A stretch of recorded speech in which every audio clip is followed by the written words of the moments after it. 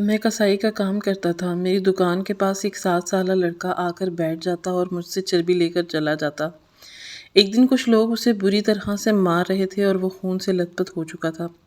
ایک آدمی بولا، اس نے ریڑھی سے فروٹ اٹھایا ہے جو کافی گندا تھا، اور وہ لڑکا سسکتے ہوئے بولا، میری بیمار ماں اور 2 بہنیں ہیں، بھوکی ہیں۔ میں نے فروٹ کے پیسے دیے اور حقیقت جاننے کے لیے اس لڑکے کے پیچھے کرتے ہوئے اس کے گھر چلا گیا۔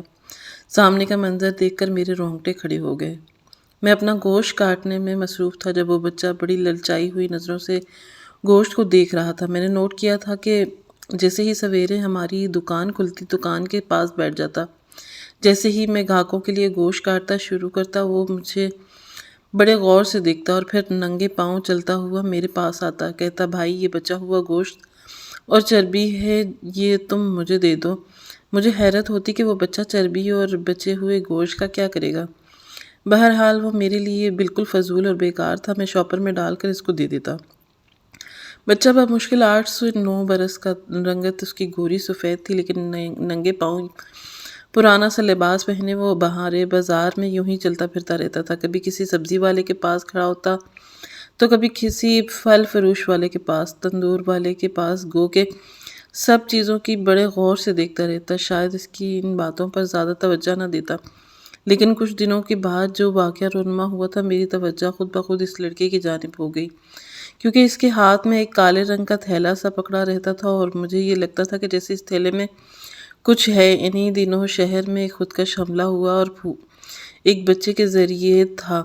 جب یہ خبر ہوئی تو چوکنے سے ہو گئے۔ میں بڑے غور سے اس لڑکے کو دیکھتا رہتا، کچھ ڈھونڈنے کی کوشش کرتا تھا۔ انہی میں نے دیکھا کہ ایک بار اس لڑکے کی لڑائی ہو گئی۔ محلے کے آوارہ لڑکے اس سے کالے رنگ کا تھیلا مانگ رہے تھے کہ تم بتاؤ کہ اس میں چھپا کیا رکھا ہے، جو تم کسی کو ہاتھ بھی نہیں لگانے دیتے۔ بچہ وہ تھیلا اپنے ساتھ سینے سے لگائے بیٹھے ہوئے تھا، کسی کو نہیں دے رہا تھا۔ جب شور شرابہ بڑھا تو ہم سب دکاندار کو بھی وہاں چلے گئے۔ وہ لڑکے کہنے لگے کہ یہ لڑکا روزانہ بازار میں آتا ہے اور اس کے ہاتھ میں ایک کالا تھیلا ہوتا ہے، ہمیں اس پر شک ہے، اس کو بولو کہ اپنا تھیلا کھول کر دکھا دے۔ وہ لڑکا کہنے لگا کہ نہیں، میں یہ تھیلا کسی قیمت پر نہیں کھولوں گا۔ یہ سن کر سب تو بہت دکاندار بھی اشتعال میں آ گئے، کیونکہ اس میں کوئی بم چھپا ہے، اور کہنے لگا کہ نہیں، اس میں ایسا کچھ نہیں ہے۔ تو پھر میں نے کہا کہ تم اتنا چھپا کیوں رہے ہو؟ جب اس میں کچھ ایسا نہیں ہے تو دکھا دو ان لوگوں کو، لیکن وہ نفی میں سر ہلا رہا تھا، یہ نہیں دکھاؤں گا۔ بہت سے نوجوان لڑکوں نے اس تھیلے سے کھینچا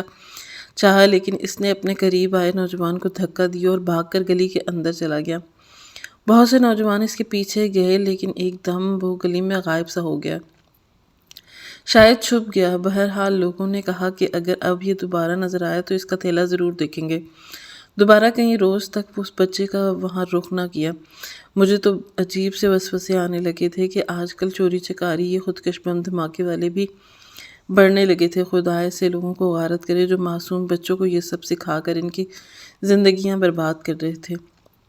چند روز بعد دوبارہ وہ لڑکا سہما ہوا کھوجتی نظروں سے وہاں آنے لگا۔ اس کے بعد میں نے نوٹ کیا کہ وہ بچہ بنا تھیلے کے آنے لگا تھا، اس کے پاس کوئی تھیلا موجود نہ تھا۔ ایک بار میں نے سوچا کہ اس کا پیچھا کرتا ہوں، یہ کون ہے؟ مجھے وہ لڑکا جانے کیوں کچھ مشکوک سا لگ رہا تھا، ہمارے محلے کا بھی نہ تھا، اور میں اسے پچھلے 10 دن سے ہی یہاں پر گھومتا پھرتا دیکھ رہا تھا۔ اس سے پہلے تو اس نے کسی بچے کو نہیں دیکھا تھا۔ وہ چلتا ہوا ایک بار پھر میری دکان کے پاس آیا اور پھر دکان سے تھوڑا دور ہو کر زمین پر بیٹھ گیا۔ وہ جہاں بیٹھا تھا وہاں بہت دھوپ گرمی تھی، آج اپنے جوبن پر تھی، مگر وہ لڑکا وہاں بیٹھ کر ایک بغور دیکھ رہا تھا۔ میں 1 گھنٹے تک سارا گوشت صاف کر کے رکھتا رہا، خراب گوشت اور چربی الگ کرتا رہا، گاہے بگاہے اس پر میری نظر بھی ڈال رہا تھا۔ جب گوشت صاف کر کے فارغ ہوا تو وہ اٹھ کر میرے پاس آیا اور کہنے لگا کہ ایک بات کہوں۔ میں نے سوالیہ نظروں سے اسے دیکھا اور بولا کہ ہاں بولو۔ کہنے لگا کہ یہ خراب گوشت تک مجھے دے دو۔ اس کا سوال مجھے چونکا گیا۔ میں نے چربی اور خراب گوشت والا تھیلا ویسے بھی کچرے میں ہی پھینکنا تھا، مگر ایک سوال فوراً دماغ میں آیا۔ میں نے اس لڑکے سے کہا کہ اگر تم خراب گوشت کا کیا کرو گے؟ ذہن میں فوراً ایک خیال آیا تھا کہ کہیں یہ لڑکا بھی خودکش دھماکوں والوں میں تو نہیں، یہ نہ ہو کہ اس خراب گوشت میں بم وغیرہ چھپا کر یہاں رکھ دے اور پھر جب تک اندازہ ہو تو بہت دیر ہو چکی ہو۔ وہ لڑکا خاموش ہو چکا تھا۔ کہنے لگا کہ ویسے بھی تو پھینک رہے ہو، مجھے دے دو۔ مگر میں نے فوراً ماتھے پر تہوری چڑھائی اور گوشت دینے سے منع کر دیا۔ میرے ایک بار منع کرنے پر وہ خاموشی سے جا کر وہیں بیٹھ گیا اور کبھی پھل فروش کو دیکھتا، کبھی سبزی فروش کے ٹھیلے کو۔ دل میں بے چینی تو تھی، مگر میں نے اس کے باوجود خراب گوشت کچرے کے ڈھیر پر پھینک دیا جو کہ وہی موجود تھا۔ ہر شام صفائی والا وہ اٹھا لیا کرتا تھا۔ جو ہی میں وہ خراب گوشت وہاں پھینک کر آیا تو بہت سی آوارہ بلیاں اس گوشت پر چپٹی۔ وہ شاپر کو پھاڑ کر گوشت نکالنا چاہ رہی تھی۔ میں وہاں سے پلٹ کر اپنی دکان پر آ گیا، مگر جب پلٹ کر دیکھا تو میرے ہوش اڑ گئے، کیونکہ وہ مشکوک سا لڑکا ان بلیوں کو وہاں سے ہٹا کر وہ گوشت کا شاپر ان سے چھیننے کی کوشش کر رہا تھا۔ مگر وہ بلیاں بھی آوارہ اور جنگلی تھی، اس لڑکے کے ہاتھ پر پنجے مارنے لگیں، مگر اس کے باوجود لڑکے نے بلیوں کو ہٹا کر وہ گوشت چھینا تھا جو آدھا زمین پر اور آدھا بلیوں کے منہ میں رہ چکا تھا۔ اس نے باقی بچا گوشت اٹھایا اور ایک جانب دوڑ لگا دی۔ میں کتنی ہی دیر یہ منظر دیکھتا رہا۔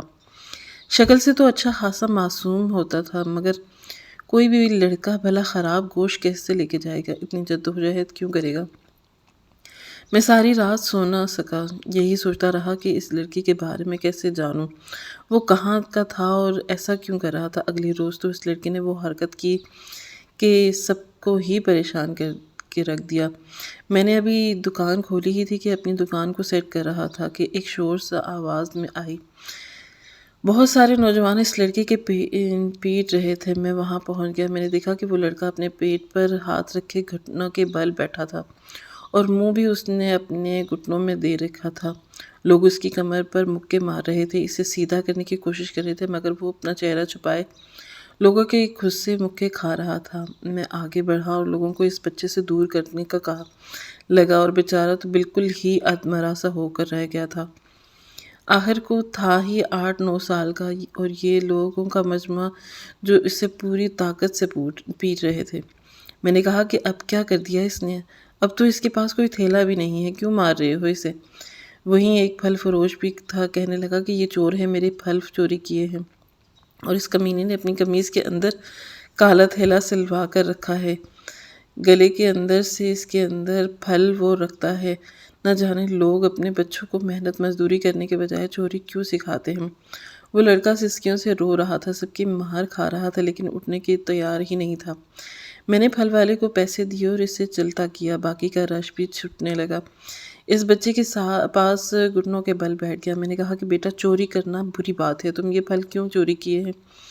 اس نے اپنا سر اٹھایا اور میری طرف دیکھنے لگا۔ پورا چہرہ آنسو سے تربر تھا، چہرے پر جگہ جگہ زخمی بھی دکھائی دے رہے تھے جس سے خون رسنے لگا تھا۔ شاید پھل فروش نے اسے بہت مارا تھا۔ کہنے لگا کہ میری ماں بیمار ہے، ڈاکٹر نے کہا ہے کہ پھل کھائے گی تو ٹھیک ہو جائے گی۔ میں نے تو اس پہلے پھل والے سے کہا تھا کہ تمہارے ٹھیلے پر جتنے بھی گلے سڑے پھل ہیں وہ مجھے دے دو۔ بھائی، میں نے کوئی تازہ اور اچھی قسم کا پھل تو نہیں مانگا تھا، بلکہ سارے خراب باسی نہ بکنے والے سڑا پھل مانگا تھا۔ بدلے میں اس کے پھلوں کی دن میں نے دوبارہ رکھوالی بھی کی تھی جب وہ نماز پڑھنے گیا تھا۔ جب دکان بند کر کے نے لگا تو میں نے اس سے پھل مانگے، ویسے بھی تو اس نے پھینک ہی دینے تھے، لیکن اس نے مجھے دھکا دے کے بولا کہ دفع ہو جاؤ، بھوکے ننگے نہ جانے کہاں سے چلے آتے ہیں۔ مجھے غصہ آ گیا تو میں اس کے پھل لے کر بھاگنے لگا۔ تم خود دیکھ لو بھائی، میں نے وہی پھل اٹھائے جو گلے سڑے تھے، تازہ پھلوں کو ہاتھ بھی نہیں لگایا۔ میری ماں بہت بیمار ہے، اس لیے میں نے اس کے پھل چرائے تھے، اور وہ روتے ہوئے سسکیوں سے یہ سب کچھ کہہ رہا تھا۔ میں نے کہا کہ بیٹا، تو کوئی کام کیوں نہیں کر لیتے؟ اللہ پاک نے تمہیں 2 ہاتھ دیے ہیں جو سلامت ہیں، پاؤں ہیں وہ بھی سلامت ہے، تم بالکل ٹھیک ٹھاک ہو، چوری کرنے کے بجائے محنت کرو۔ کہنے لگا کہ محنت سے کیا ملتا ہے صاحب، میں نے محنت کی تھی، میں لوگوں کی گاڑیاں صاف کرتا تھا اور جھڑک کر 2-3 بار صاف کرواتے ہوئے، مگر جب میں ان سے پیسے لینے کے لیے کہا تو ان کی کھڑکی کے سامنے ہاتھ پھیلاتا تو گاڑی آگے بڑھا کر چلے جاتے اور ہنستے، میری غربت اور محنت کا مذاق اڑاتے۔ اس کے بعد میں نے پھولوں کی گجرے بیچنا شروع کر دیے جو میری بہنیں بناتی تھیں، لیکن وہ بھی مرجھانے لگے، کوئی بھی مجھ سے خریدنے کے لیے نہ تیار تھا۔ کہتے تھے کہ تمہارے گجرے باسی ہیں، ان کی تازگی نہیں ہے، حالانکہ میری ماں پوری رات ان گجروں کو پانی میں بھگو کے رکھتی تھی تاکہ وہ تازہ رہیں۔ میری بہنیں فجر پڑھ کر بیٹھتیں اور انتہائی نفاست سے گجرے پروتی تھیں، پھر میرے حوالے کرتی کہ جا کر بیچ کر آؤ، مگر نہ جانے لوگ یہ کیوں نہیں سمجھتے کہ اس باسی گجرے کو خرید لینے سے کوئی غریب 2 وقت کی روٹی کھا لے گا۔ کوئی نہیں سوچتا صاحب، بس سب دھتکار دیتے ہیں۔ اس بچے کی باتوں نے مجھے اشک بار کر دیا تھا۔ میں نے جیب سے پیسے نکالے اور اس کے ہاتھ پر رکھ دیے اور اسے اپنی دکان پر لایا اور آدھا کلو صاف گوشت بھی اسے تھما دیا۔ وہ خوشی خوشی چلا گیا۔ اس وقت دکان میں کام کا وقت نہ، ورنہ میں اس لڑکے کا پیچھا ضرور کرتا۔ اگلے روز میں نے لڑکے کو یہ کہیں نہیں دیکھا۔ 3 دن مزید گزر گئے مگر وہ لڑکا مجھے کہیں نظر نہ آیا۔ اس دن لوگوں نے مارا بھی بہت تھا، وہ زخمی بھی شاید بیمار ہو گیا ہو۔ لڑکا 3 روز سے کہیں نظر نہیں آ رہا تھا۔ میرے دل میں عجیب سی بے چینی ہونے لگی۔ میں یہ سوچ رہا تھا کہ کاش اس روز اس کا پیچھا کرتے ہوئے وہاں چلا جاتا، مجھے حقیقت بھی علم ہو جاتا۔ وہ لڑکا اب کہاں چلا گیا؟ 1 ہفتہ گزر گیا تھا مگر وہ لڑکا دوبارہ اس جگہ نہ آیا۔ دھیرے دھیرے میں اس لڑکے کے بارے میں بھولنے لگا اور یہ سوچنے لگا کہ ہو سکتا ہے کوئی آوارہ اس بازار سے تو لوگوں نے اسے مار کر نکال دیا، اب کہیں اور جا کر یہ چوری چکاری کر کے پیٹ پالنے لگا ہوگا۔ یہی سوچ کر ایک بار پھر میں نے اپنے کام میں مصروف ہو گیا، مگر اسی شام وہ لڑکا مجھے دوبارہ دکھائی دیا۔ اس کی طبیعت انتہائی خراب محسوس ہو رہی تھی، اس کے چہرے پر عجیب زرد پیلے داغ لگے ہوئے تھے۔ لوگ دیکھ کر اس کا مذاق اڑا رہے تھے۔ اس کی ہم عمر بچے جو اکثر بازار میں آیا کرتے تھے اور کچھ تو یوں ہی آوارہ گردی کرتے تھے، وہ سبھی اسے دیکھ کر مذاق اڑا رہے تھے، جبکہ وہ خاموشی سے لڑکھڑاتے ہوئے چلتا آس پاس دیکھ رہا تھا۔ میں نے غور کیا تو اس کے چہرے پر زخم اور نیل کے نشان تھے، اس پر ہلدی لگی ہوئی تھی، شاید اس کی ماں نے اس کے چہرے پر لگائی تھے تاکہ زخموں کی مرہم کی جا سکے۔ وہ لڑکا پہلے سے کافی کمزور لگ رہا تھا، وہ بیمار بھی محسوس ہو رہا تھا۔ وہ چلتا چلتا آیا اور ایک بار پھر اینٹ رکھ کر میرے اوپر بیٹھ گیا اور لوگوں کو بغور دیکھنے لگا۔ اس کی آنکھوں میں بار بار آنسو آ رہے تھے۔ مجھ سے رہا نہ گیا تو میں چلتا ہوا اس لڑکے کے پاس آ گیا۔ وہ بولا کہ بیٹا کیا ہوا؟ کافی دنوں بعد نظر آئے ہو، طبیعت ٹھیک نہیں ہے؟ اس نے یہ سنا تو رونے لگا، بولا صاحب میری طبیعت بہت خراب تھی، گھر میں کھانے کو کچھ بھی موجود نہیں ہے، 3 دن سے گھر میں سالن نہیں پکا، ہم پانی میں نمک ڈال کر پیے جا رہے ہیں جس سے ہمارے جسم کو کچھ طاقت ملے۔ آج میری طبیعت ٹھیک ہوئی تو میں گھر سے باہر نکلا۔ میں نے اس کی بات سنی تو حیرانگی ہوئی، تو پچھلی دفعہ کہہ رہا تھا کہ اس کی ماں اور بہنیں بھی موجود ہیں، تو پھر آخر وہ کیوں اس بچے کو کام کرنے کے لیے گھر سے باہر بھیجتی ہیں؟ اس کا باپ کیا کرتا تھا؟ تبھی ایک پھل فروش نے خراب پھل کچرے کی طرف پھینکے تو وہ فوراً میری پاس سے اٹھ کر اس پھل کو اٹھانے کے لیے اس کی جانب گیا۔ وہ بھاگ کر جا رہا تھا، شاید اسے ڈر تھا کہ آج پھر وہ پھل فروش سے اسے مار نہ پڑے۔ وہ گلے سڑے اور خراب پھلوں کے لیے کیوں اپنی جان جوخم میں ڈال رہا تھا؟ آج تو میں بھی اس کا پیچھا کر کے رہوں گا۔ پھل فروش سے کہنے لگا کہ میری دکان کا دھیان رکھنا۔ اتنا کہہ کر میں جانے لگا اور بھاگتا ہوا گلیوں میں سے ہو کر نہ جانے کون سا موڑ مڑتا جا رہا تھا، میں بھی اس کے پیچھے چلا گیا۔ تبھی شہری آبادی سے نکل کر ایک بستی کی جانب جانے لگا جہاں کچے مکان تھے۔ میں نے سوچا کہ وہ اسی بستی میں رہتا ہوگا، مگر اس بستی کے پار کر لیا اور ایک محلے میں آ گیا۔ جو ہی محلے میں داخل ہوا تو وہ ایک گلی میں مڑ گیا جس میں ایک گھر تھا۔ اس گھر کا دروازہ تو جیسے لوہے کی چادر کا بنا ہوا تھا، یوں ہی زنگ آلود چادر تھی جس سے پردہ بنایا گیا تھا۔ اس لڑکے نے وہاں پہنچ کر دروازے پر دستک دی تو اندر سے دروازہ کھلا۔ وہ فوراً اندر داخل ہو گیا۔ کتنی ہی دیر میں وہاں کھڑا دیکھتا رہا، پھر دھیرے دھیرے چلتا ہوا اس دروازے کے قریب آ گیا۔ دروازہ گھر کو پوری طرح ڈھک بھی نہیں رہا تھا، دائیں بائیں پوری جانب سے جگہ خالی تھی کہ آسانی سے میرا ہاتھ اندر جا سکتا تھا۔ یوں دوسروں کے گھروں میں جھانکنا اچھی بات تو نہیں تھی، مگر میرا دل چاہا کہ میں دیکھوں آخر اندر ہے کیا۔ میں نے تھوڑی سی موجود دراڑ سے اندر جھانکنا شروع کیا تو اندر کا منظر دیکھ کر تو میرا وجود ہی پتھرا سا گیا۔ میں بغیر پلکیں جھپکائے اندر دیکھ رہا تھا۔ گھر کے صحن میں ایک خاتون موجود تھی جو عمر رسیدہ تھی۔ اس نے ایک سفید چادر سے خود کو لپیٹ رکھا تھا اور لڑکا اس کے سامنے بیٹھا تھا اور وہ آگے بڑھ کر اس کے ماتھے پر آیا پسینہ اپنی چادر سے صاف کر رہی تھی۔ وہ لڑکا ماں کو خراب پھل دے رہا تھا اور ماں بولی بیٹے آج تو کسی نے کچھ نہیں کہا۔ لڑکا کہنے لگا کہ نہیں اماں، میں پھل لے کر فوراً آ گیا۔ تبھی وہ عمر رسیدہ خاتون آمنہ نامی لڑکی کو آواز دینے لگی اور بولی کہ یہ لو میری بچیاں، بھائی پھل لے کر آیا ہے، اسی کو کاٹ کر کھاؤ، بسم اللہ ضرور پڑھنا تاکہ برکت سے سب کا پیٹ بھر جائے۔ اور خراب گلے سڑے پھل جن کو دیکھ کر ہی ابکائی آ جاتی تھی اور وہ یہ لوگ صبر و شکر کے ساتھ کھا رہے تھے۔ میرا دل پھٹنے لگا، فوراً دروازے سے ہٹ کر سیدھا کھڑا ہو گیا۔ میں نے دروازے پر ہلکی سی دستک دی تو وہی لڑکا دروازہ کھولنے آیا۔ مجھے دیکھ کر اس کا چہرہ زرد پڑ گیا۔ کپ کپاتے ہوئے بولا صاحب میں خراب پھل لے کر آیا ہوں، صاحب مجھے مت مارنا، میری ماں بہنیں یہ دیکھ کر مر جائیں گی۔ اس کا لہجہ عجیب تھا کہ بے ساختہ آنکھوں سے آنسو نکل آئے۔ میں نے اندر آنے کی اجازت چاہی اور اندر آ گیا۔ وہ عمر رسیدہ خاتون مجھے دیکھ کر چونک گئی اور اندر بٹھانے لگی۔ اس نے مجھے صحن میں ہی بچھی چارپائی پر بٹھا دیا اور کہنے لگی کہ تم کون ہو بیٹا؟ میں نے ایک نظر آس پاس پر گھر پر دوڑائی۔ چھوٹا سا ایک کمرے کا گھر تھا اور انتہائی تنگ صحن تھا جہاں وہ مجھے بٹھائے ہوئے تھی۔ میں نے اس چھوٹے بچے کو اپنے پاس بٹھایا اور اس عورت سے کہنے لگا کہ خالہ کیا آپ کے گھر میں کوئی مرد کمانے والا نہیں ہے تو آپ اس بچے کو باہر بھیج دیتی ہیں؟ خالہ نے میری بات سنی تو رونے لگی، کہنے لگی کہ تم وہی تو نہیں ہو جو میرے بچے کو گوشت دیا تھا؟